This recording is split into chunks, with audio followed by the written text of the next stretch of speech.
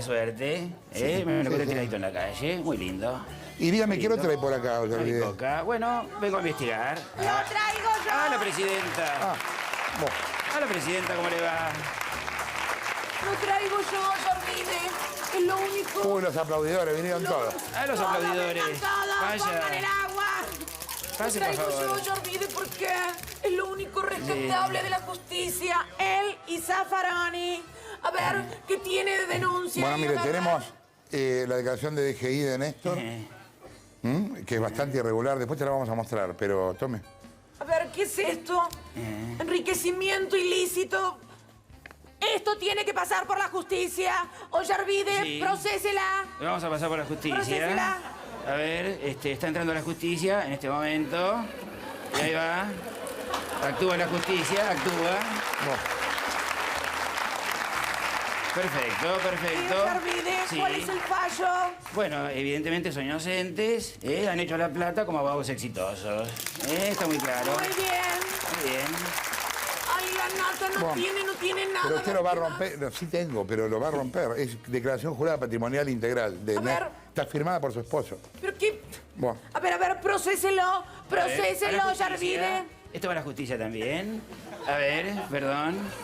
Ahí va. Mire cómo se expide la justicia rápidamente, rápidamente. Muy Ahí bien. está, ahí está, bueno. Qué bonito.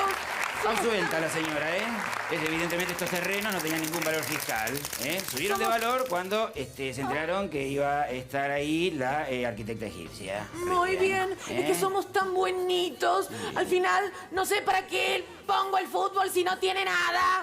A ver, ¿qué más? ¿Qué No, más? están las declaraciones juradas, no le cierra el blanco, ¿me entiende? Ya no el negro, el blanco no le cierra. O sea, no puede justificar las cosas. Mire. A ver, deme esto. Ollarvide, procéselo. A ver, Procese, vamos. Sí. Uy, esto va a la justicia directamente, rápidamente. Ahí está, vemos cómo actúa la justicia. Fíjese. Fíjese, el blanco le cierra perfectamente. Eran tan buenas personas que la gente les regalaba sus casas, porque Néstor y Cristina eran buena gente. Ay, es que somos buenos. A ver, la nata no tiene nada. Así que me voy. Y vos, juez, Sí. vení conmigo que tengo algo para vos. ¿Será otro anillo? No. No. No. Tengo un cargo en la Corte Suprema porque con vos, Zaffaroni y Gils Carbó, ¡minga! Me van a ganar 6-1, ¡minga! ¡Vamos! ¡Chau, gordito! ¡Chau, gordito, golpista! Chévere, por favor.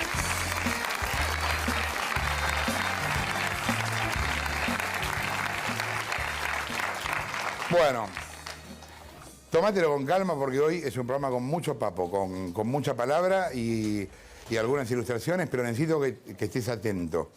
Esto que ves acá, mira, todo esto, mira lo que es, pesa como una puta madre. ¿Ves ahí? Esto es parte de la causa de enriquecimiento ilícito, la primera causa de enriquecimiento ilícito de Néstor. Mira, empieza acá. A ver, voy a ir a la 3.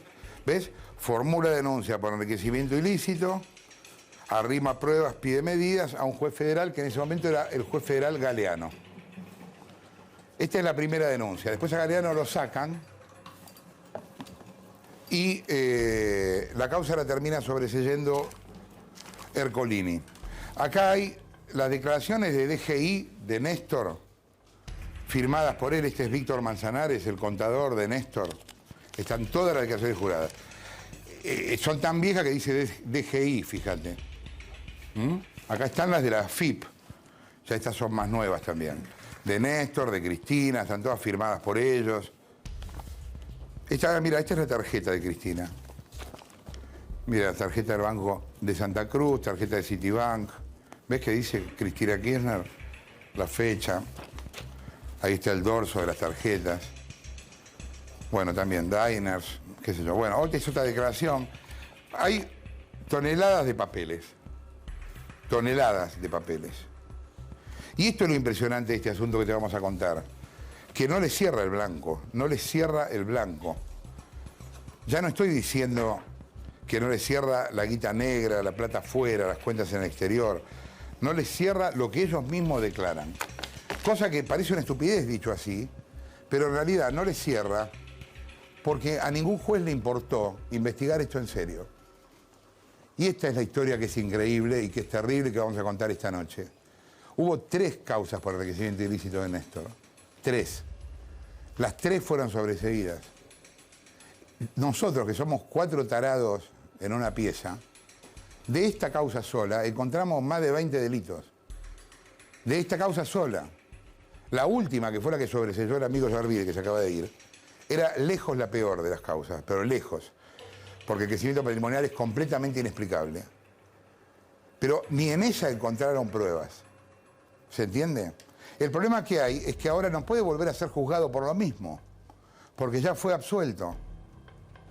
Entonces, todos los periodos que se investigó, primero del 95 al 2004, después del 2004 al 2007, después del 2008 y 2009, está absuelto. No se lo va a poder investigar, aun cuando sabemos que todo esto es irregular. Y es lo que te vamos a mostrar. La fortuna de Néstor creció desde el 95 al 2010, eso podría ser el título de este programa. Desde el 95 al 2010 creció 46 veces. O sea, el 4.567%. 4.567%. ¿Cómo hizo? Inventó Windows, creó el auto. ¿Cómo alguien puede crecer 4.500% en ese tiempo? Esto que ves, te repito, es el expediente de la primera causa de enriquecimiento ilícito contra Néstor, que por supuesto la justicia cerró. En un rato Luciana Geuda te va a contar qué pasó con las otras causas, en las que también fue sobreseído. Y ahora te vamos a contar de dónde sacó la plata y por qué su crecimiento patrimonial no se puede justificar. El primer cargo como funcionario público que Néstor tuvo fue en la Caja de Previsión Social de Santa Cruz. Estuvo muy poco tiempo ahí, fines del 83 hasta mediados del 84. Tuvo 6-7 meses. En 1987 fue electo intendente de Río Gallegos. 1987. Y a partir de ese momento nunca más dejó la función pública. Cobró sueldo como intendente entre diciembre del 87 y diciembre del 91. Como gobernador de Santa Cruz entre el 91 y el 2003. Y después como presidente a partir del 2003. ¿Vos qué tenés ahí? ¿El tape de las casas? Bueno, mandémoslo. Veamos el tape de las casas y después volvemos a las declaraciones juradas. Dale. Ay, me cuidan mis asesores de imagen. Ahí está. Esto me lo mandó Mariano González. Mirá vos, qué linda. Míralos. El video los muestra en su casa de Río Gallegos. Es un material en crudo que nunca se había publicado hasta ahora y corresponde a mayo del 2003. Néstor ya fue elegido presidente, pero todavía no asumió. ¿Siempre fue coqueta? Siempre. Y mi vieja es igual que yo. Genético es. No hay conflicto con la prensa, ni con la justicia, ni con el campo, ni con las grandes corporaciones. ¿Qué es ¿Este es su lugar? Sí. Va. Es mi lugar. En medio de una charla informal y distendida, en la oficina personal de Kirchner, se destaca una caja de seguridad que por entonces a nadie le llama la atención. Esta es la Constitución del 94. ¿Quién se iba a imaginar el valor simbólico que eso tendría una década después? Cuando veo estas cajas, éxtasis. ¿Vos sabés que esta estaba allá y le hicieron abrir? Mirá. Lo habrás filmado, ¿no? Sí. Sí. No. Cuando veo estas cajas, éxtasis. ¿Vos sabés que esta Oh, contale la de en La Plata cuando estábamos recién casados. ¿Qué? ¿Quién se iba a imaginar que por entonces este matrimonio ya era dueño de una fortuna que en los años siguientes se multiplicaría de manera descomunal? Racing, gimnasia, en La Plata, en la cancha de La Plata. Sí, te acordás. Yo de buena mujer, de buena esposa. El misterio sobre la fortuna de los K se remonta a la época de la dictadura. Las 22 propiedades que declararon ante la FIP en 1995 fueron compradas antes del retorno de la democracia, entre 1977 y 1982.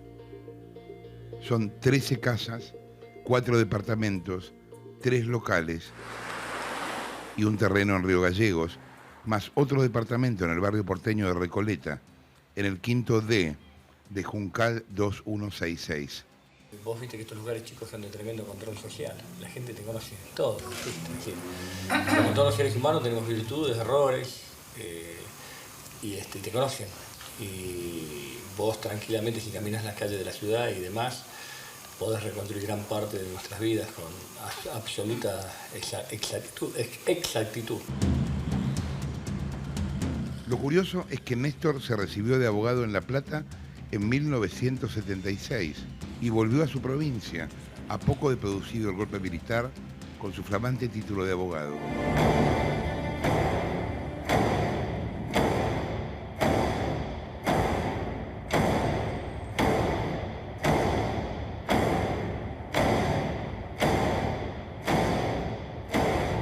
¿Cómo hizo para obtener todas esas propiedades cuando recién empezaba su carrera?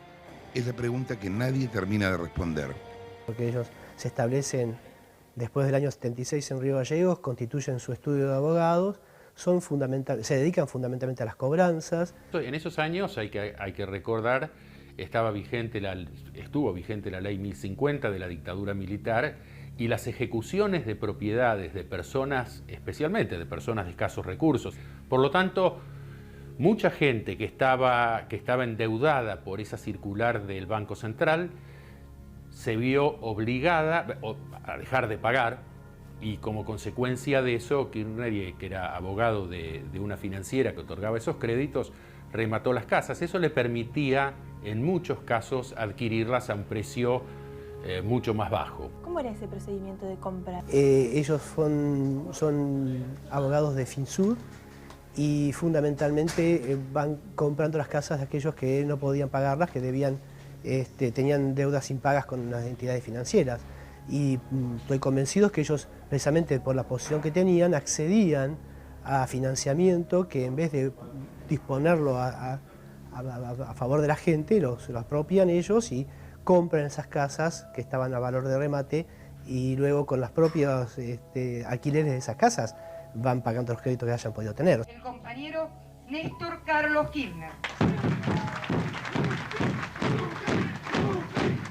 Ninguno de los dos venía de una familia adinerada. El padre de Néstor era empleado postal de Río Gallegos y el de Cristina colectivero en La Plata. En su estudio de la calle 25 de Mayo, 166 de Río Gallegos, Kirchner se especializó en cobranzas extrajudiciales.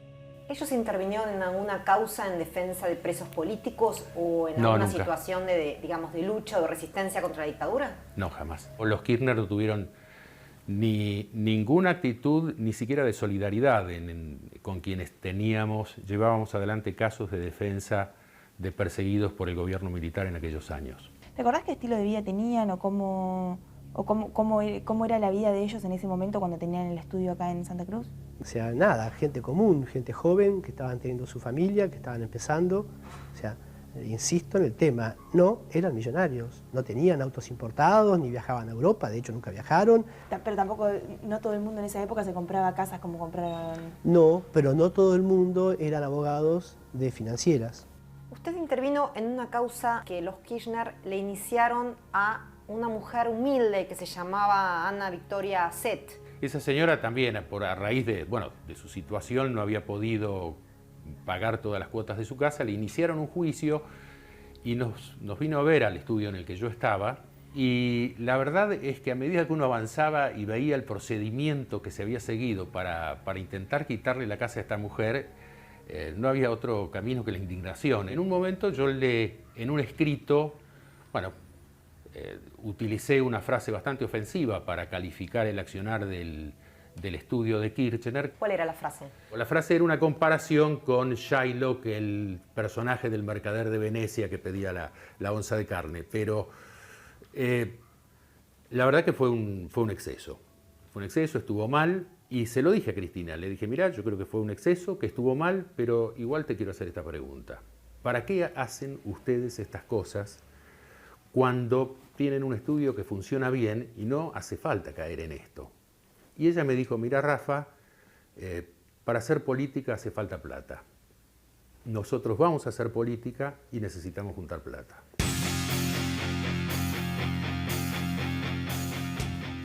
En la primera declaración jurada que figura en el expediente de enriquecimiento ilícito, que es del 1995, del matrimonio Kirchner, figura que ellos tienen 22 propiedades adquiridas durante la dictadura. ¿Cómo puede ser eso? Mira, yo eso lo que haría es encajarlo dentro de la definición de una operación sospechosa. Una operación sospechosa es aquello que no tiene un fin económico justificado, ¿sí? Yo tengo la misma edad que Cristina. Es decir, que en el año 77, 78, 79, ella debía ser estudiante, igual que era yo.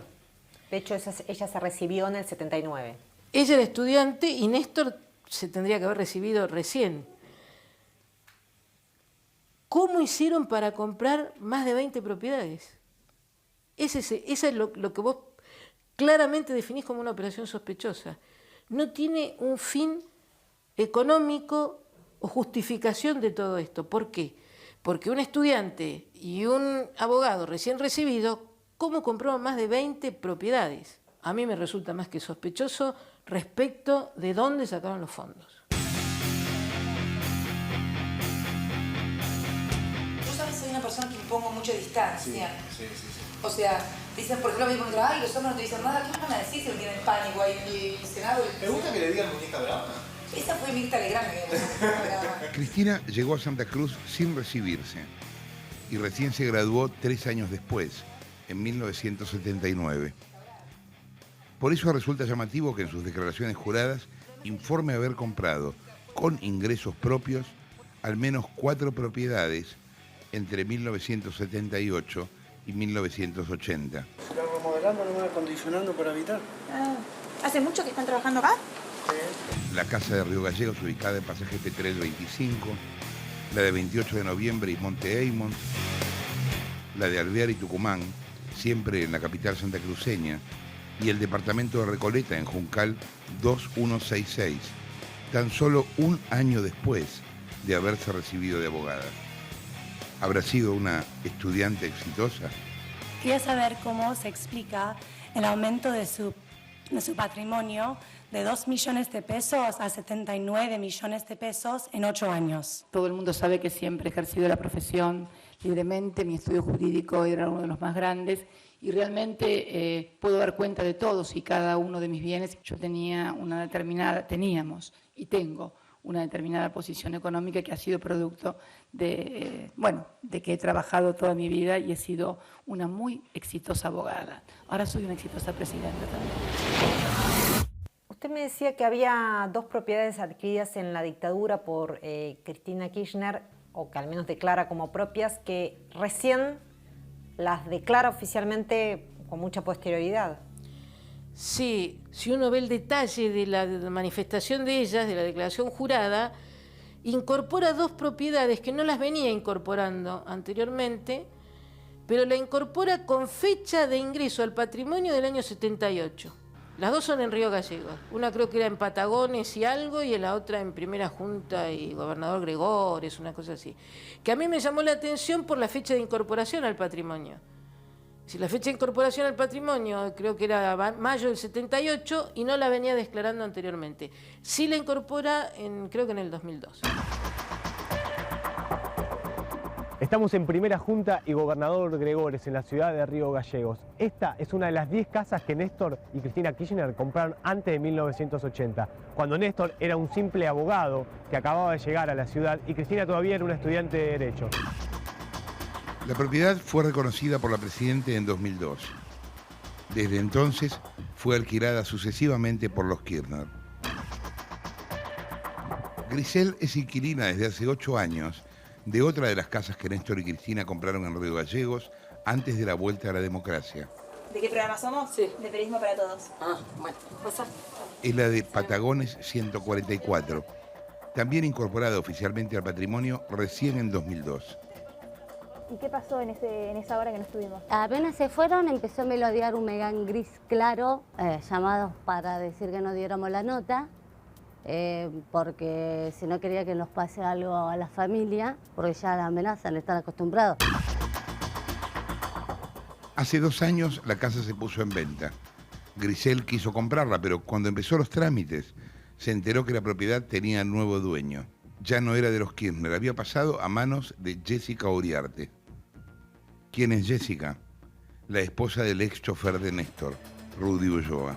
Me decís que hace 8 años que alquilan, piensan quedarse, digo, tuvieron... No, porque hoy casualmente se fue a pagar el alquiler y nos dijeron que no se va a renovar el contrato porque van a tirar abajo la casa y quieren hacer una sola casa. Las casas de los Kirchner dieron buenos dividendos. Se alquilaron, se vendieron o se reconstruyeron para dar lugar a departamentos más modernos. ¿A que no sabes a cargo de quién están las obras de edificación? Obvio, de Lázaro Báez. Mira, había una casita de barrio que era inicialmente una casita con 2 dormitorios, una cocina, un living. Vinieron con una topadora, en 2 días limpiaron el terreno, en 2 días. Y levantaron eso en 9 meses. La propiedad es de Máximo Kirchner. Eso es lo que yo sé. ¿Y sabés quién los construyó? Los construyó Lázaro Báez, que a su vez él traía gente de otras provincias, digamos, les alquilaba los locales y a su vez trabajaban para él en la constructora. ¿Lo levantó Lázaro Báez con Austral Construcciones? Con Austral Construcciones, sí. ¿Ustedes lo vieron eso mientras vos estabas acá en la mercería de Lenín? ¿Qué viste, las camionetas? Todo. Además de este inmueble de Mariano Moreno y Perito Moreno, hubo otras propiedades de los Kirchner que sufrieron la misma transformación. Es el caso de Mitre 535, Alvear y Tucumán, Bellavista 495 y Petrel 25, actualmente en obra. Recordemos que todas estas casas fueron compradas durante la dictadura militar y en los primeros años de Néstor como abogado en Santa Cruz, pero algunas de ellas fueron declaradas recién muchos años más tarde. A ver, año 76, año 83, estamos hablando de una persona que tenía entre 26 y 33 años. O sea, evidentemente le fue muy bien desde el punto de vista patrimonial, pero nada que ver con ser millonario y muchísimo menos nada que ver con la cantidad de dinero que ellos van a hacer luego cuando son funcionarios públicos. El primer cargo del expresidente fue en la Caja de Previsión Social de Santa Cruz, donde trabajó desde fines del 83 hasta mediados del 84, con el actual ministro de Seguridad, Arturo Puricelli, como gobernador. La campaña de esclarecimiento, la campaña de recorrer calle a calle y puerta a puerta. No duró mucho en ese puesto, pero le sirvió de puntapié inicial para construir su plataforma política y alcanzar la intendencia de Río Gallegos en 1987. A partir de ese momento, Néstor ya no dejaría más la función pública. Su principal fuente de ingresos sería su sueldo como intendente primero, Bonos por 600 millones de dólares. Gobernador de Santa Cruz después, y finalmente presidente, y el cobro de alquileres de esa veintena de propiedades que había adquirido durante la dictadura. Yo, gracias a Dios, desde que estoy en la política, más que acrecentar mis bienes personales, fui para atrás.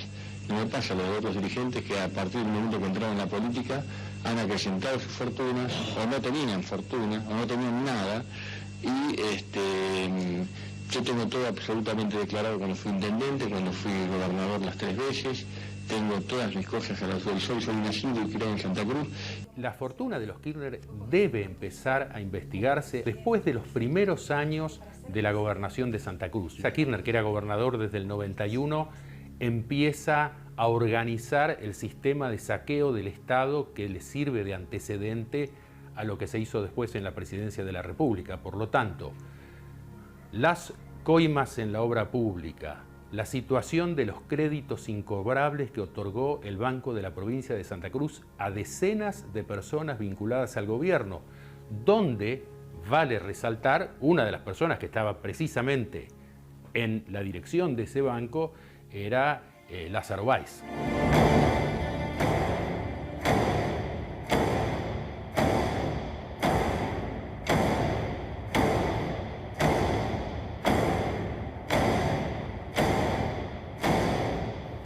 ¿Cómo hizo entonces para hacer crecer su fortuna en proporciones increíbles?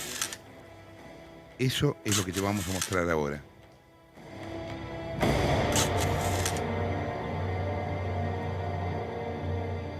A ver, hay un montón de cosas para ir charlando sobre el asunto. Y hay una duda también con respecto a los años que nos cierran, que lo escuchabas recién. Está acá Mariel Fispate. ¿Qué tal, Mariel? ¿Cómo va? ¿De quién eran los departamentos que Kirchner compra durante la dictadura? Porque lo veías recién en el tape. No le dan los años para en 2 años haber comprado 18 departamentos. No, lo que pasa que ahí también lo explicaban, que en realidad ellos se dedicaban exclusivamente casi a las cobranzas extrajudiciales, entonces conseguían quedarse, mediante los pagarés impagos de algunos de los que estaban pagando su casa, conseguían quedarse a precio de remate prácticamente. Eso sería la única forma que podría explicar que hubieran adquirido esa cantidad de propiedades cuando recién se estaban iniciando en la profesión. Lo que está claro es que Cristina no era una abogada exitosa porque se recibió incluso con... Se recibió después. Ella está hablando de las 3 propiedades que te decíamos antes de Cristina, que compra entre el 78 y 79. Sí, el 80, digamos, una compra en el 80, pero bueno, estaba justo, ella se... Acababa de recibirse y 2 de esas propiedades las compra siendo estudiante. Hay otra teoría, aparte de lo que dice Mariel, que es que quizá los departamentos eran herencia de Néstor. ¿Y por qué no lo declaró? Y porque te cobran el 5% de impuesto a la herencia. El padre de Néstor aparentemente y el abuelo también habían sido prestamistas, usureros. Entonces quizá otra de las posibilidades que explicaría esto es esto que te estaba diciendo. En el 87 yo te contaba que fue electo intendente de Río Gallegos. Y a partir de ese momento nunca más dejó la función pública. Cobró sueldo como intendente desde el 87 hasta el 91. Fue gobernador entre el 91 y el 2003 y presidente a partir del 2003 hasta el 2007. Hay una cosa interesante en las declaraciones juradas de Néstor, que es la guita que él recibe, viene básicamente del sueldo, 160 lucas, y los alquileres. Esto se da en todas las declaraciones. Es más o menos constante, porque el sueldo no subía tanto en ese momento, casi no había inflación. O sea, básicamente que sus ingresos se mantienen en sus este ingresos periodo. Son constantes. Exactamente. Lo que vamos a ir analizando ahora son las declaraciones juradas de bienes personales y ganancias ante la FIP desde el 95 al 2003. Arrancamos en el 95. En el 95 Néstor ganó 163.000 pesos. Ahí lo tenés. 50 lucas fueron de sueldos y 113 de alquileres. ¿Ok? Acordate, te dijimos que los K tenían 22 propiedades, 18 a nombre de Néstor, 4 a nombre de Cristina y un Renault 19 en esa época, modelo 93. El tipo dijo en ese año que ahorró 120.000 pesos. Y esto surge, perdóname, porque él tiene que declarar, nosotros accedimos en el expediente a las declaraciones juradas de bienes personales y de ganancia ante la FIP, que hasta ahora no se habían conocido, ¿no? Por eso el valor de haber accedido a este primer expediente judicial. Y él tiene que declarar lo que consume, entonces restado los ingresos que vos señalabas menos lo que consume, se estima que su capacidad de ahorro anual era esa. Bien, 120.000 pesos dijo que ahorró. Aparte declaró casi 2 millones en cuentas bancarias. Tenía 1 millón de pesos en plazo fijo, 146.000 de intereses y 657.000 en cuenta corriente. Bueno, ¿por qué esto es raro? Es un dato llamativo, más allá de los montos. ¿Por qué? Porque uno solo tiene cuenta corriente cuando tiene una actividad comercial declarada de algún tipo. En este caso no se entiende, porque él ya, digamos, era funcionario público, entonces no se sabe para qué tiene esta plata. Digamos, para una cuenta corriente que no da ningún tipo de interés y que además tributa, lo cual es un misterio que luego, además, vamos a ver que se repite. ¿Para qué alguien puede querer, en cambio de tener caja de ahorro o un depósito que no paga impuestos, para qué puede querer tener una cuenta tan grande de 1 palo y pico sin tener actividad comercial? ¿Se entiende? Es rarísimo. Y tampoco los puede haber ahorrado de esa plata que tenía de los alquileres y de los sueldos, porque no le dan las cuentas. Fíjate lo que dice Alicia López, que era titular de la Unidad de Investigación Financiera y experta en lavado de dinero sobre ese tema. Mirá.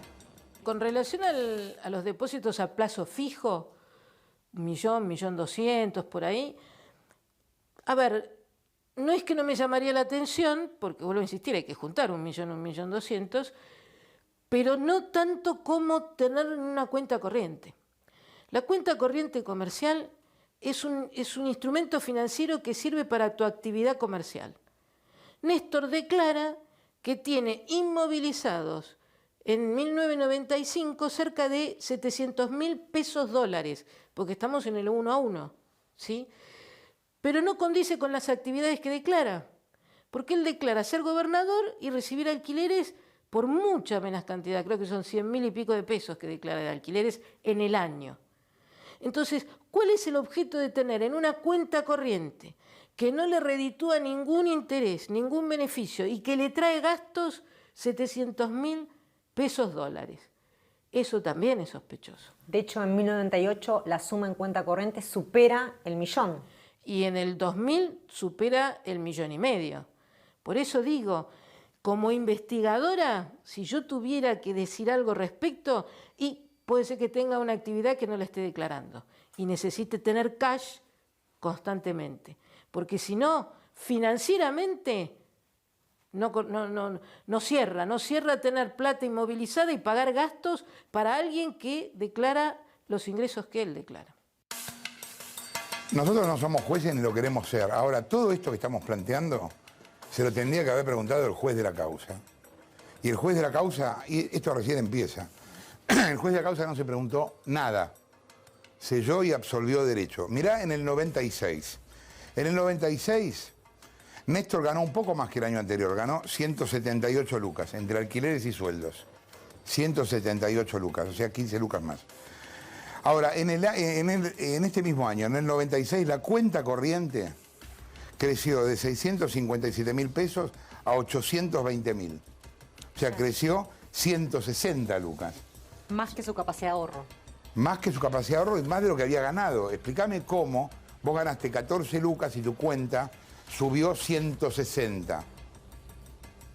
Ese año Néstor declaró tener una capacidad de ahorro de 100.000 pesos. O sea, la cuenta corriente, lo que decía Mariel, creció más que la capacidad de ahorro. Vamos al otro año, al 97, que es bastante parecido al año anterior, casi no varió, entre alquileres y sueldos 190 lucas. Tenía un palo de 200 en un plazo fijo y una renta financiera de 150 lucas que le dejó el plazo fijo. Y acumuló otro 1.957.000 pesos en la cuenta corriente sin tener actividad comercial conocida. Explícame cómo hizo. Un palo de 200 en un plazo fijo, ganando 180. De un año al otro. ¿Se entiende lo que... ¿Está claro lo que estamos diciendo? Yo sé que es un embole de los números, pero es la única manera de contar esto. Este año sucedió algo más. Cristina se compró su primer terreno en lo que era... En Calafate, en su lugar en el mundo. Pero pasó algo curioso, porque dijo que lo pagó a 48.000 pesos, su valor fiscal. Sin embargo, no lo declaró, sino que lo declaró Néstor en su declaración jurada ante la AFIP de bienes personales. Esto es algo que se va a reiterar mucho. Hay muchas irregularidades en qué declara uno y qué declara el otro. O sea, que es incluso confuso. Las declaraciones juradas, como ellos son matrimonio, deberían ser compatibles y hay inconsistencias entre uno y otro. En el 98 los ingresos más o menos estuvieron alrededor de 200 lucas, 190, solo crecieron 2.000 pesos, nada. La capacidad de ahorro bajó, se ve que ese año se dieron cuenta que se habían zarpado, bajó 90 lucas, y la cuenta corriente siguió creciendo, pasó de 900 a 1.100.000. En el 99, otra vez tuvo ingresos parecidos, 190 lucas. ¿Ves que los ingresos de sueldo y alquileres son siempre los mismos, pero hay un fangote de guita de otras cosas? Siempre los ingresos son parecidos, porque el tipo es empleado público, no pueden ser distintos los ingresos. No es que un día hizo más decreto y le pagaron más. El tipo es empleado público, gana siempre igual, el gobernador, el intendente. Y las alquileres tampoco los puede subir 50% por año, porque no había inflación. Además hay otro dato, él no aumenta la cantidad de propiedades entre el 95 y el 2003, o sea que más o menos se mantiene, no es que incrementó tanto, que subió tanto los alquileres como para justificar. Bueno, y acá sí hay una cosa rara en el 99, que es que el tipo pasa la guita de pesos a dólares. Sí, acá yo te diría que tuvo una intuición muy afortunada. Lástima que no había cepo cambiario en ese momento, ¿no? Porque después eso le va a reducir en un gran negocio, como vamos a ver. Sí, el tipo se veía venir la crisis. Acordate que Néstor era muy amigo de Cavallo. Después dijo que Cavallo era un desastre, pero era el gobernador más amigo de Cavallo. Esto es dicho por el propio Cavallo y aparte por la prensa del momento. Bueno, entonces pasa la guita a dólares. Se ve que alguien le avisa, se está por caer todo. lo coloca a una tasa del 15%, muy superior al mercado en ese momento, y por ese plazo fijo que pone, obtiene casi 200 lucas verdes de ganancia en el año, 180.000 dólares, sin hacer nada, pura renta. Acá la sospecha puede ser o que tuvo una tasa privilegiada respecto de la que era la comuna del mercado, o que él está inflando, dibujando la tasa de interés que le rindió ese plazo fijo para justificar que tenía un patrimonio mayor. Es una manera de blanquear guita. Si vos decís que te dieron más intereses, estás blanqueando esa guita de los intereses. Acordate que obtuvo 200.000 dólares de ganancia, no es poco. En el 2000, en plena crisis, cuando el país se quemaba, los K se siguieron enriqueciendo y también sin ninguna justificación. Terminaron el 2000 casi con 5 millones de pesos, 4 millones y medio. En la cuenta corriente, Si vos estás viendo esto, tenés un maxi kiosco.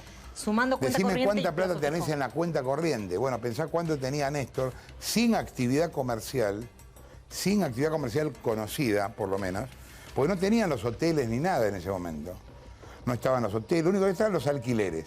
Era el señor del alquiler que iba a cobrar. Esta suma es en total, sumando plazos fijos y cuenta corriente. Tenía toda esta plata en el banco. Bueno, en 2001, cuando Argentina se caía a pedazos, antes del corralito, hablando de Caballo justamente, deja algo de plata en el país, Néstor, y obtiene una renta de 300 lucas, 284 lucas.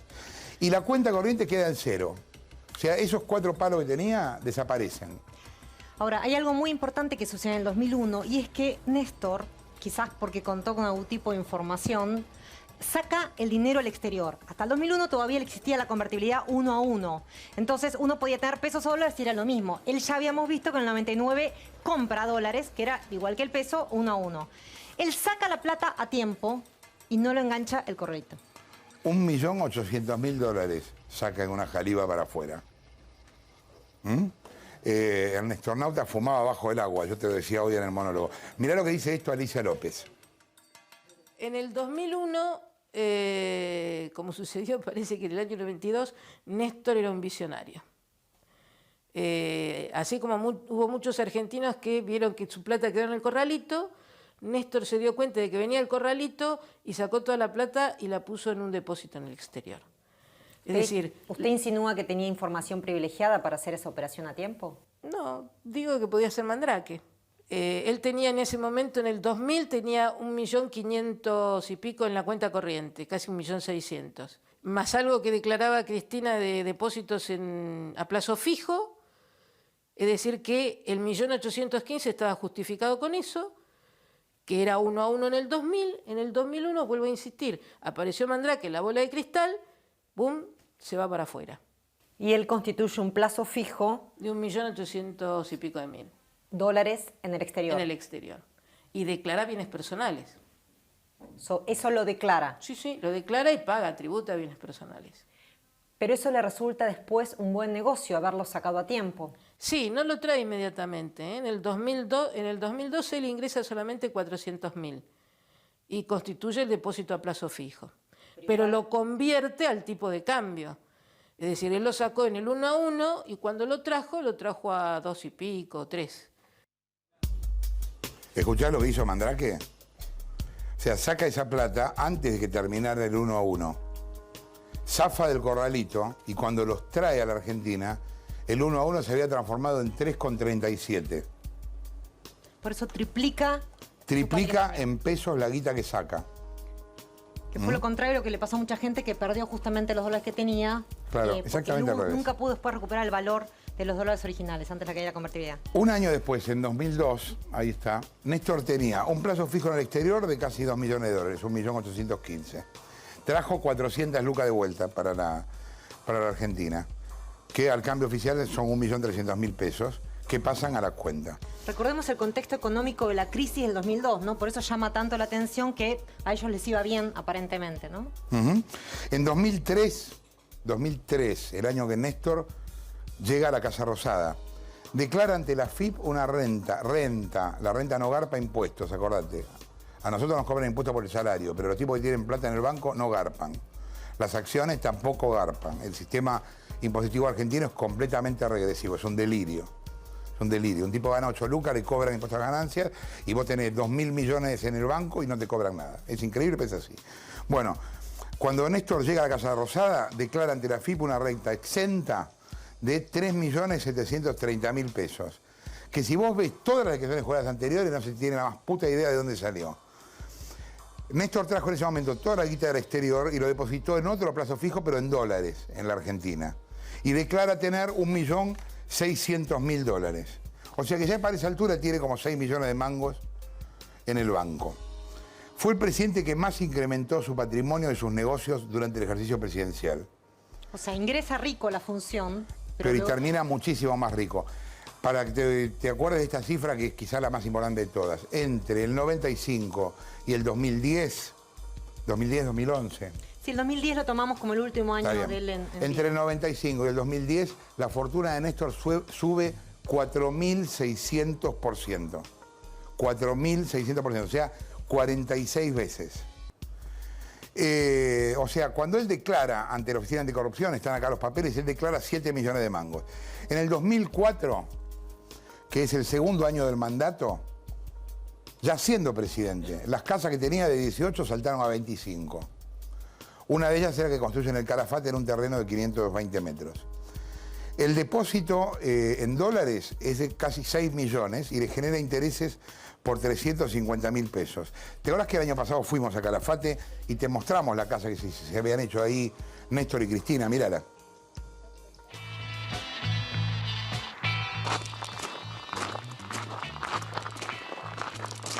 Lo que estás viendo es una de las rotondas del hotel. En este hotel que es exactamente vecino a la casa de la Presidente. Vení. Es esta casa que ves acá.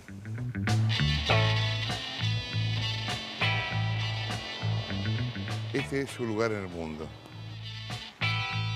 Está a 80 kilómetros del glaciar Perito Moreno. Y es el terreno exactamente contiguo a este hotel.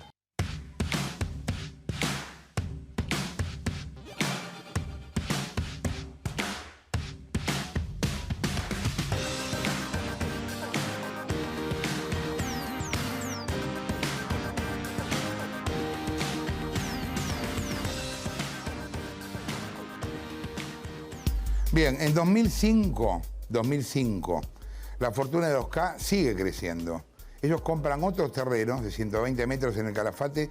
Bueno, estos son los famosos terrenos que pagan a 2 mangos con 50 tal cual, 2,5. El metro cuadrado lo pagan 300.000 pesos. Y según declara Néstor en ese momento ante la Oficina Anticorrupción, ya su patrimonio era de 8 millones de pesos. Vos ves cómo viene subiendo, era 6, antes 4, sube 2, 3 millones, 4 millones por año. Y no gana más, ni tiene ninguna actividad comercial, es importante ver esto.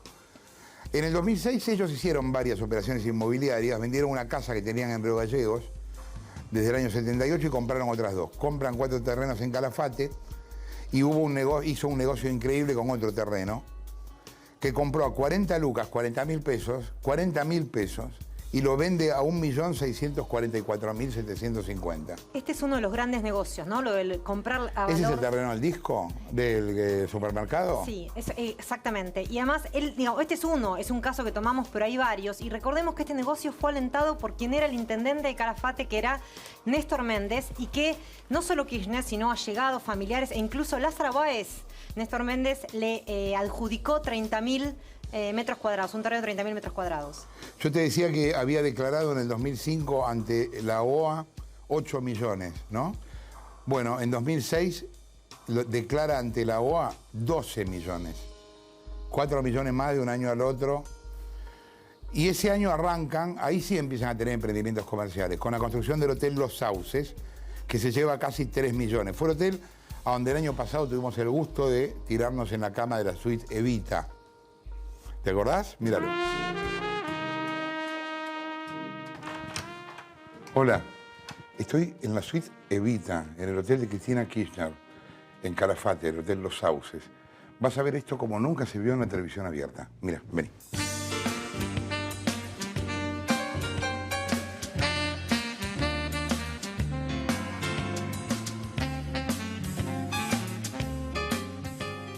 La habitación de Evita no es celeste de casualidad. Este era el color preferido de la mujer de Perón. Está repleta de cuadros de Eva.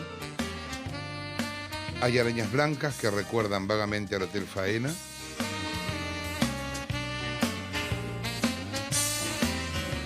Tiene un baño en suite con un jacuzzi, las pantuflas de rigor.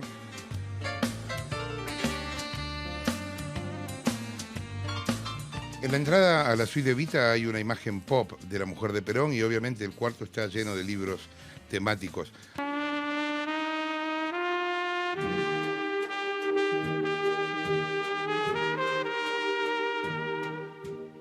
Es una suite que cuesta $650 por noche. Las sábanas, por ejemplo, fueron compradas en Londres y llegaron a bordo del Tango 01. Son de una marca, Frete, muy prestigiosa en Europa. Este es el Hotel Nacional y Popular. Quizá por eso las flores sean falsas. Bien, ahí tenías la suite de Evita. Hay un tema con las deudas ahí en 2006. Sí, que empiezan a aparecer, luego se van a ir incrementando y que es un dato que es llamativo en sus declaraciones juradas, o al menos no llamativo, sino sospechoso, porque él se endeuda para construir el hotel. Llama la atención siendo que tiene dinero, tanto dinero en sus cuentas bancarias, ¿para qué contrae una deuda y tampoco se informa a quién le debe? Quizás, en este caso, Lázaro Báez, que participó de la construcción del hotel. O sea, habrá que ver. Digamos, van a ir aumentando las deudas a medida que avanzan los años de las declaraciones. Según la declaración de la Oficina Anticorrupción, cuando se va del poder en 2007, el patrimonio que Néstor firma, estos no son rumores, todo lo que te estamos contando, están acá los papeles firmados por él y por Cristina, ¿ok? El patrimonio de Néstor era 18 millones de mangos.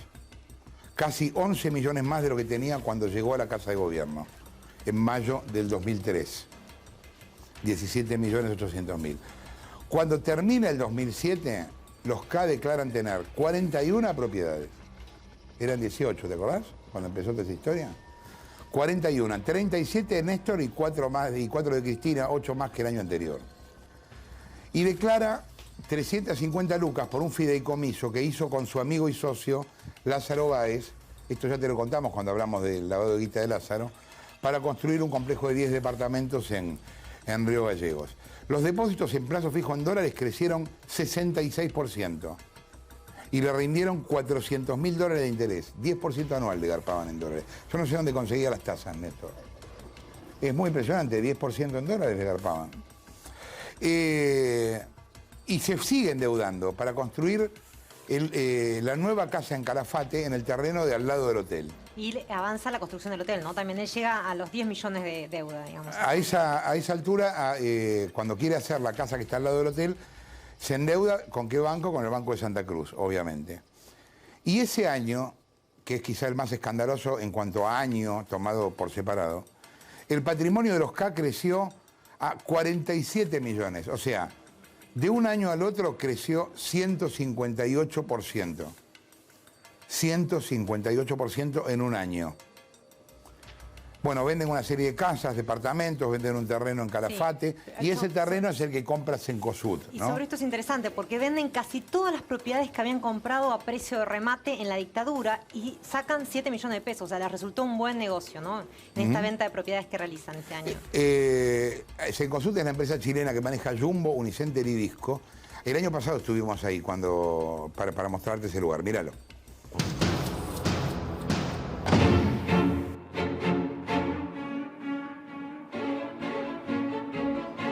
La manzana 820 de Calafate parece salida de un cuento de Agatha Christie.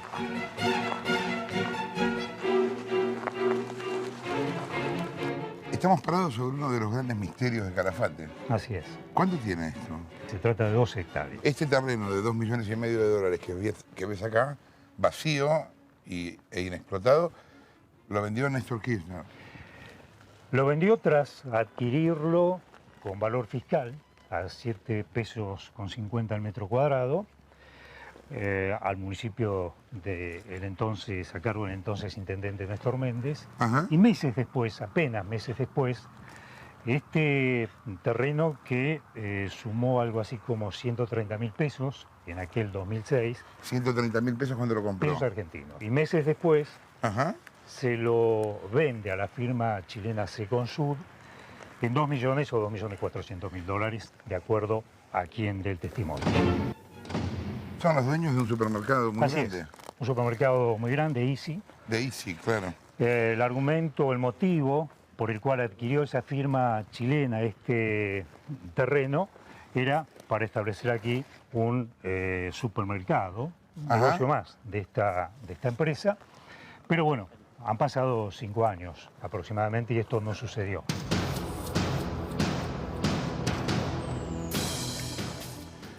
Bien. En un momento Néstor tiene un montón de efectivo ese año y los plazos fijos crecen en forma abrupta. Abrupta, realmente abrupta. Ahora, ¿sabes por qué? Porque él declara con su firma intereses del 12% en dólares. En ese año la tasa de mercado era 5%. Él declara 12%. Y declara entre el 17 y el 20% de tasa en pesos, que era la tasa de mercado 8%. Declara el 17 o el 20. Yo te decía que uno podría pensar, si pensara mal de la gente, cosa que nosotros no hacemos, que esto fue usado para lavar plata, porque obviamente los intereses no eran los intereses comunes. Entonces necesitaba ingresar más plata a su patrimonio.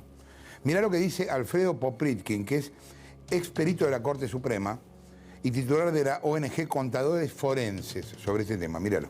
Los peritos no han podido comprobar si los intereses que habrían rendido esos depósitos a plazo fijo eran razonables, eran correctos.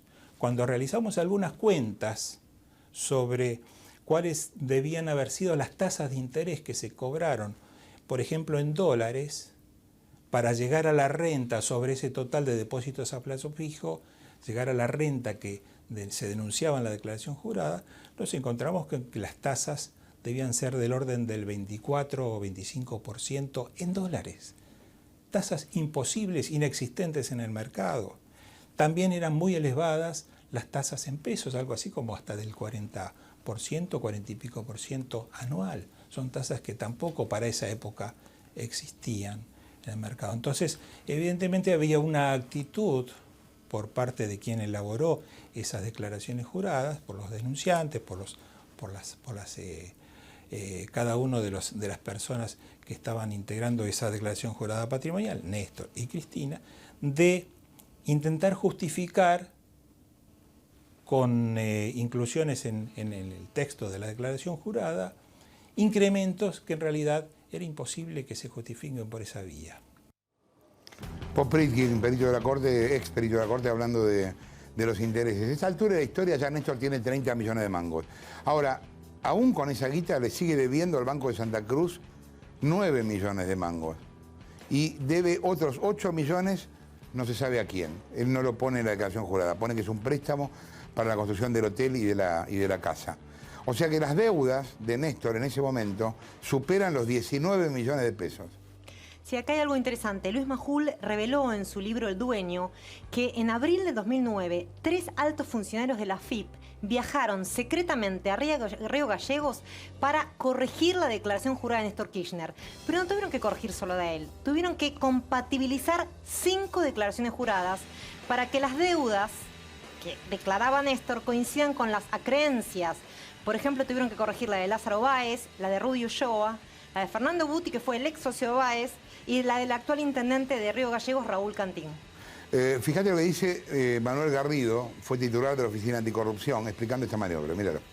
En general, en las investigaciones por enriquecimiento ilícito hay que tener en cuenta siempre el activo, porque las deudas se pueden inflar, sobre todo además si la justicia no va a verificar los documentos y no verifica concretamente en el terreno si las operaciones y las deudas que se alegan son reales o no. Bueno, una deuda que aparece en las declaraciones de los Kirchner es una deuda de 8 millones con Lázaro Báez. Y sorprendentemente, es el mismo monto de la deuda durante 2 años seguidos, con lo cual es una deuda en la que no hubo intereses y tampoco se cubrió ni siquiera parcialmente. O sea, 2 años aparece el mismo monto, lo cual ya es un indicio de que esas deudas pueden estar de alguna manera dibujadas.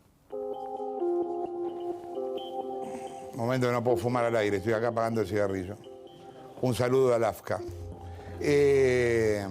Sí, claro, no quiero. Estamos buscando todo para cagarnos y encima yo fumar al aire.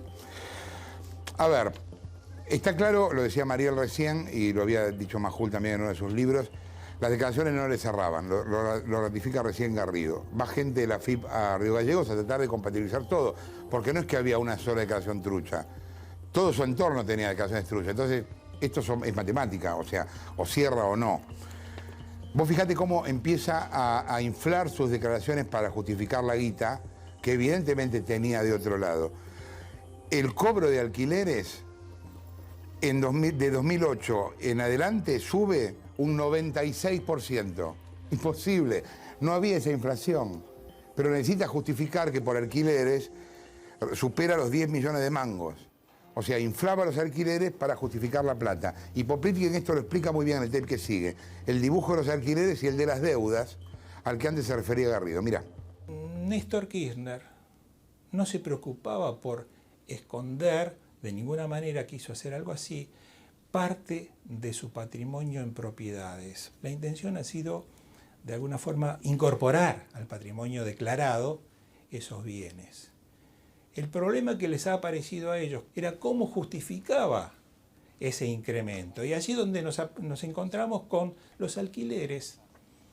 Si uno relacionaba los bienes alquilados y el valor de esos bienes con respecto a los alquileres cobrados en cada uno de los años, nos encontramos que de pronto cobraban rentas de alquileres en un año del orden de los 9 o 10 millones de pesos. Evidentemente estaban inflados esos valores. Los peritos no pudieron chequear esos contratos de alquiler y la efectiva realidad de que esos contratos eran contratos serios y los fondos ingresaron efectivamente al patrimonio. A ver, ¿por qué es importante todo esto que estamos contando? Que yo sé que es un embole porque está lleno de números y tiene demasiada información. Porque todo esto se lo tendrían que haber preguntado los jueces que intervinieron 3 veces en causas de enriquecimiento ilícito con Néstor. Lo que se preguntan acá, Poplitkin, Alicia López, Garrido, son preguntas que lo único que hicieron fue leer el expediente y usar la lógica común. Las mismas que nos pudimos hacer nosotros. Ninguna de estas declaraciones juradas cierra y Néstor y Cristina fueron absueltos en 3 periodos distintos, que son ¿cuáles? Bueno, 95, 2004. Que fue la primera, el expediente al que tuvimos acceso. Luego hubo una causa que se extendió del 2005 al 2007 y otra en 2008 que igual ahora lo va a explicar mejor Luciana. Acá Poplitkin dice algo importante. Los peritos, en el único peritaje que se hizo en el 2008, no pudieron acceder a los contratos de alquiler, a los extractos de los plazos fijos, a la documentación original, por lo cual había que confiar en lo que decía Néstor Kirchner o su contador Víctor Manzanares. Acá te quería comentar algo de los alquileres que mencionaba Poplitkin. Dice que se sospecha que podrían estar inflados. El principal inquilino es Juan Carlos Relats, que era el que alquila el hotel Los Sauces para explotarlo. Y que le deja una suma sideral que justifica de alguna manera, es $1.300.000 según lo que declaró al año Relats ante la justicia. Ahora, lo raro es que ese alquiler, por explotar un hotel que no está lleno todo el año, no le cierran los números del negocio a Relats. Igual Relats mantiene supuestamente el debe pago compensar con otros negocios. Porque tiene otros negocios con el Estado, ¿no? Concesiones viales, obra pública. Escuché esta historia. En 2008, a la participación en Los Sauces, que es el hotel, la sociedad dueña del hotel de Cristina, valuada en casi 4 millones, los dos le suman la compra de Otesur por 16 millones, pero la declara por el valor de los libros, que es 5 millones. O sea, la subvalúa. Y para concretar esta operación, acá es cuando se hace amigo de Víctor Hugo. Porque es cuando reconoce la compra de $2 millones poco antes de que subiera el dólar. ¿Te acordás que Víctor Hugo lo había increpado por esto? Él lo llamó para explicarle, qué sé yo. Otesur es la dueña de otro hotel, 4 estrellas, que se llama Alto Calafate, que fue construido entre 2004 y 2005. Y la firma está en familia, porque antes de que Néstor comprara Otesur, los dueños eran Osvaldo Sanfelice, socio de Máximo K en la inmobiliaria, Roberto Saldivia, el apoderado de Lázaro, Romina Mercado, la hija de Alicia Kirchner, y Patricio Pereira Arandía, el marido de Natalia, que es la otra hija de Alicia. Ese fue el hotel del cual nos echaron el año pasado, míralo.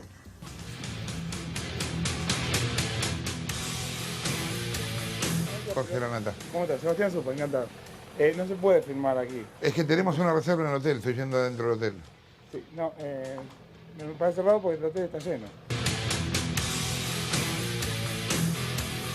Lamentablemente no la vamos a poder alojar. Sí, pero si está hecha, no los pueden echar.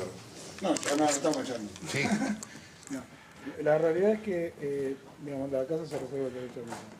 ¿Y se está reservando el derecho de admisión conmigo? Sí. Le pregunto por qué. No sé, yo cumplo órdenes, soy empleado nada más. No tengo... Es una lástima realmente que hagan esto. La verdad que sí. Pero, bueno. ¿qué No, todo bien, no hay problema. ¿Qué era? ¿Se sabía que venía? Yo no sabía. Simplemente tenemos una lista de gente que viene a casa y dicen algunas personas... Pero se sabía. Bueno, estoy diciendo totalmente que la casa... Que se reservan el derecho de admisión. ¿Y porque cómo me ve? ¿Terrorista? ¿Ladrón? No, pero cuénteme algún motivo. A ver. Primero que nada, por favor, si No, yo te voy a explicar una cosa. Primero lo vamos a sacar hasta en Villique. Bueno, está bien. Entonces, o sea, eso no tengas ninguna duda de eso. Está bien, pero ¿qué? Pues vos ya que te reservas el derecho de admisión, yo me reservo el derecho a firmarte y a hacerte famoso. Entonces te vamos a hacer famoso. Pero, como digo, tú vas a ser el empleado famoso. Vas a ser empleado del mes, como en McDonald's. Yo te pregunto, ¿quién se reserva el derecho de admisión? A ver, a mí me das una orden. ¿De quién? No sé, que no tengo el nombre de la persona. Simplemente me dan órdenes como... Pero a vos un anónimo, yo te digo quién me da órdenes a mí. Bueno, yo te pregunto, ¿quién es tu jefe? ¿Quién es tu director? Yo tengo un directorio, que no tiene una persona en particular, sino el directorio de mi orden, en este caso es ese. Que se reserva el derecho de admisión. Pido mi Todo bien, disculpa. bueno. Mírenlo por la tele, gracias. Bueno.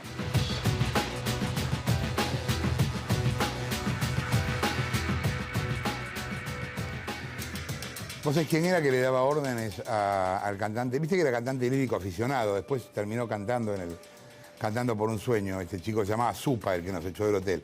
¿Quién le daba órdenes a Zupa? Pérez Gadín. ¿Te suena el nombre? El contador de Lázaro Báez. Mirá cómo todo se recicla, ¿no? Ahora, este año todo el mundo sabe quién es Pérez Gadín. El año pasado nadie tenía idea de quién era Pérez Gadín. Luciana Geuna. ¿Cómo va?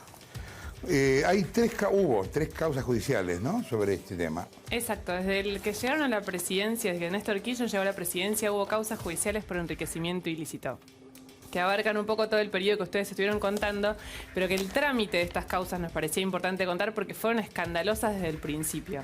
La primera, que empieza con estos bodoques que tienen acá de Juan José Galeano, digamos, esta causa, termina en manos del juez Julián Ercolini. ¿Qué es lo que sucede con esta causa? El fiscal era Eduardo Tayano, que es el mismo fiscal que actuó en todas las causas, que es por casualidad, esto es, digamos, porque tocó justo en los jueces que tocaba, él estaba como fiscal, y que en esta primera causa, durante el periodo en que él podía apelar, pasó esto que contábamos la otra vez de que secuestraron a uno de sus hijos en un secuestro express que nunca se pudo probar si tenía o no vínculo con este tema. Perdón, pero lo cierto es que sucedió. Para que no pase desapercibido, ¿escuchaste lo que acaba de decir Geuna? O sea, el día que el tipo tenía para apelar, el último día, el día que se le vencía la apelación, secuestraron al hijo. Secuestraron al hijo. Nunca se pudo vincular el secuestro del hijo con el vencimiento de la apelación. Ahora, el tipo estaba en otro quilombo, entonces no hizo la operación. Eso por un lado. Y por el otro, el juez Julián Ercolini, que acababa de ser designado en octubre del 2004, tenía en ese momento una relación, en ese momento diciembre, una relación histórica con el que era procurador, que se llama Esteban Rigui. El procurador, él trabajaba en la cátedra de Rigui en la facultad y tenía como compañero de cátedra a Fabián Musso, que es un abogado del estudio Rigui. Musso va y lo visita en su despacho a Ercolini y le dice que le van a entregar en manos del contador Víctor Manzanares, el contador de los Kirchner, la justificación del patrimonio. Lo cierto es que 4 meses después la causa se cierra. Y nunca le entregaron nada. Porque sí, entregaron o sea, nadie lo investigó. Lo que es importantísimo acá, que es esencial y que es lo más escandaloso entre todos los escándalos que tienen las investigaciones, es que lo real es que nunca lo investigaron. Y que las causas están cerradas. O sea, nunca investigaron su patrimonio, pero las causas están cerradas y no se pueden reabrir salvo alguna excepción jurídica muy rara que todavía no se ha visto. Pero lo cierto es que esta causa se cerró, el fiscal no apeló. ¿Qué pasó después? Le tocó el turno a Canicova Corral. El juez Canicova Corral tenía el periodo 2005, 2006 y 2007. ¿Qué es lo que hace Canicova? La cierra, el fiscal Tayano otra vez no impulsa la investigación, dice que no encuentra elementos. Los Kirchner también hicieron una presentación, como en todos los casos. O sea, ellos presentan y dicen, bueno, sí, crecí un montón mi patrimonio por esto y por esto. Se supone que uno en la justicia lo que hace es investigar, busca documentos, chequea, hace una cantidad de cosas que no se hicieron. El fiscal no impulsa la causa, el juez la archiva. Y acá viene lo más escandaloso, porque hasta ahí Canicó había dejado una puerta abierta que se reabra, que en eso trabajaba la Fiscalía de Investigaciones Administrativas cuando estaba a cargo de Garrido. Intentaba que se reabriera con nuevos elementos. ¿Qué hace el año pasado? Canicó va sin que nadie se lo pida. No es que la defensa de los Kirchner va y lo pide. Sin que nadie se lo pida, saca la causa del archivo y dice esto está sobreseído, es caso cerrado. Como no apareció nada nuevo, la cerramos acá y esta causa no puede volver a investigarse. Este periodo en donde el patrimonio había crecido a 17.824.000 pesos no se puede investigar nunca más. Y después llega el famoso caso de Ollarvide, que contamos como siempre. Él lo que hace es, en este caso el fiscal, como el crecimiento era de 158%, le da intervención, el fiscal dice, bueno, hay que hacer algo, y lo manda al cuerpo de peritos de la Corte Suprema de Justicia. El cuerpo de peritos de la Corte hace un informe en un mes. Cuando este cuerpo estaba denunciado, la gente que firmó esto, por dilatar las causas demorando años en hacer sus informes. En este caso dura un mes, dice que estaba perfecto, que estaba bárbaro el aumento del 158%, el juez con eso cierra la causa. ¿Quiénes podían apelar? El fiscal Tayano, que no lo hace, y el que en este momento sigue siendo ahora el fiscal subrogante de Investigaciones Administrativas, que se llama Guillermo Noalles. En esa fiscalía, peritos de su fiscalía le dicen: lo que hicieron los peritos de la Corte es un desastre, hay un montón de inconsistencias, no se probó nada, no se investigó nada, no hay documentación. Noalles igualmente decide no apelar. Y así queda en la historia como otro caso cerrado que abarca toda la presidencia. ¿La causa de Ollarvide es de qué año a qué año? La causa de Ollarvide es solo 2008. Solo 2008. Si uno compara el 2008 con el 2007, el patrimonio había crecido un 158% en un solo año. El sistema es siempre el mismo. Ellos presentan un informe que se supone que debería ser investigado. Por primera vez hacen algo en la justicia que dicen, bueno, lo manda el cuerpo de peritos de la Corte. Lo último, ¿qué pasó con el cuerpo de peritos de la Corte? Que siempre había sido sospechoso y de corrupción desde el menemismo, que se decía que usaban sus informes para cerrar las causas. Es intervenido por la Corte Suprema nada menos que después del informe que hicieron sobre el enriquecimiento ilícito de Néstor y Cristina Kirchner. Bien. Néstor. Cortala con las denuncias, caniche estoy de mañeto. Sí. Néstor, disculpe, pero lo que queríamos era que explique cómo hizo para aumentar tanto su patrimonio. 46 tengo que estar meses. explicando yo. La plata la hicimos por derecha, querido. La hicimos por derecha vendiendo que éramos de izquierda, pero bueno. No, bueno. ¿Cuál es el problema? Eso no aclara mucho, Néstor. Pero ¿qué quiere que aclare? Ya todo eso prescribió. Lo importante, Jorge, es que tenemos buen corazón. Le cumplimos el sueño a más gente que Julián Weich. Si no empecé a preguntar, querido, preguntarle a Lázaro, preguntarle a Devido, preguntarle a Vudú, preguntarle a Jaime, te puedo enumerar hasta mañana. Me conmueve, Néstor, gracias. No, gracias a vos, pibe. Estamos yendo a una tanda, venimos en un segundo, quédate ahí, dale.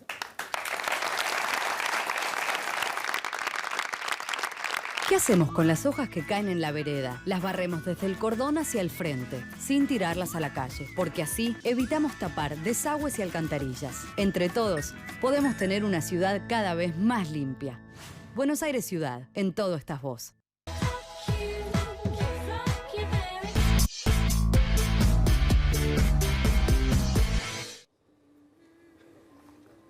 A ver, quiero cerrar explicándote qué es la división de poderes. Porque me parece importante que se entienda y que lo entienda todo el mundo. El problema de hacer un programa de tele es que a vos te tiene que ver un sociólogo y un chico que levanta cajones de Coca-Cola. Y a los dos les tiene que interesar, ¿no? Pero bueno, vamos a tratar de hablarle a los dos. Estamos en la República Argentina. República Argentina. O sea, república. Eso es lo que soñaron San Martín, Belgrano, Rosas, Sarmiento, Alberdi. República. República viene de res pública, que en latín quería decir cosa, res es cosa pública. Para que una república exista, se tienen que dar varias condiciones. Mira, te voy a contar cuáles son. Periodicidad en los cargos. O sea, los cargos tienen que durar un tiempo. No es que el tipo que llega se queda toda la vida. Publicidad de los actos de gobierno. O sea, el gobierno le tiene que contar a la gente qué es lo que hace. O sea, no existe en una república el secreto de Estado. A excepción de una guerra o alguna cosa así. No hay secreto de Estado. No hay gastos reservados tampoco. Si gastás guita tenés que explicar de dónde la sacaste y para qué la vas a gastar. La responsabilidad de los funcionarios, que es servir a la gente. La soberanía de la ley, que es lo que hace que la ley sea lo más importante de todo. Y lo que se llama ejercicio de la ciudadanía. ¿Eso qué quiere decir? Que todos tenemos derechos que cumplir y obligaciones que cumplir. Derechos que tenemos y obligaciones que hay que hacer cumplir. Respeto y no intolerancia por las ideas opuestas. Bueno, es obvio. Igualdad ante la ley. Idoneidad como condición de acceso a los cargos públicos. O sea, que los tipos sepan qué carajo hacen ahí. Separación y división de poderes. Separación y control de los poderes. En el siglo XVIII había un filósofo francés que se llamaba Montesquieu. El tipo una vez viajó a Inglaterra y vio cómo el poder judicial era independiente del poder ejecutivo. Cuando el ejecutivo le quería pasar por arriba a los jueces, el judicial se lo impedía. Los ingleses llaman a eso check and balances, que quiere decir controles y contrapesos. Para eso sirve el poder judicial, para controlar y contrapesar al poder ejecutivo. Vos mirá lo que escribe Montesquieu en un libro que se llama El espíritu de las leyes, que es un clásico en el año 1748. Es una discusión un poco vieja toda esta. Dice Montesquieu, cuando los poderes legislativo y ejecutivo se hayan reunidos en una misma persona o corporación, o sea, el presidente y el Congreso que aprueba todo sin preguntar, más o menos como este, entonces no hay libertad, porque es de temer que el monarca o el Senado hagan leyes tiránicas para ejecutarlas del mismo modo. Eso dice Montesquieu. Cuando se juntan los diputados con el presidente y los diputados no lo cuestionan, puede haber una tiranía. Así sucede también con el Poder Judicial, dice Montesquieu. No está separado del legislativo y del ejecutivo. Si se une al legislativo, el imperio sobre las vidas y la libertad sería arbitrario, por ser uno mismo el juez y el legislador. Es lógico, si los tipos que hacen las leyes son los mismos que las juzgan, estamos en un quilombo. Y si se une al ejecutivo, el judicial, sería tiránico. En el estado en el que un hombre solo administrara los tres poderes, o sea, el Congreso, los jueces y el Ejecutivo, y tuviese la facultad de hacer las leyes y de juzgar los crímenes, todo se perdería enteramente. 1748, dice esto Montesquieu. ¿Qué es la República? Es equilibrio y es control. Cristina se quiso quedar con los jueces y la justicia le dijo que no. Y ahora preparan el terreno para reformar la Constitución como sea, con votos o sin votos. Ellos dicen que pueden con un argumento muy raro, que es que ellos son el pueblo. Y si ellos son el pueblo, ¿nosotros qué somos? ¿Búlgaros? ¿Qué carajo somos? ¿Somos extranjeros? ¿No somos el pueblo? ¿Solo ellos son el pueblo? ¿Ellos son la nación? La justicia argentina, yo te lo decía en el monólogo, es un desastre. Esta es la justicia más obsecuente de la democracia, la más obsecuente, peor que la de la época de Menem. En la época de Menem por lo menos los compraban, los coimeaban a los jueces. Ahora ni siquiera los coimean, los apretan. Los apretan, los amenazan con cagarle la carrera, con hacerle juicio político, lo que sea. Ahora, no les alcanza, tampoco eso les alcanza. Van por todo. Es increíble que en el siglo XXI, estemos discutiendo algo del siglo XVIII. Montesquieu es del siglo XVIII. Y es loco porque el gobierno que condenó a la dictadura está dando todos los pasos para convertirse en una dictadura. El modelo no funciona con justicia independiente, tampoco funciona con prensa independiente. Ni con justicia que le ponga límites, ni con prensa que le diga qué es lo que está mal. Acordate de esto cuando te hablen de justicia legítima. República Argentina. República Argentina. No dejemos de serlo.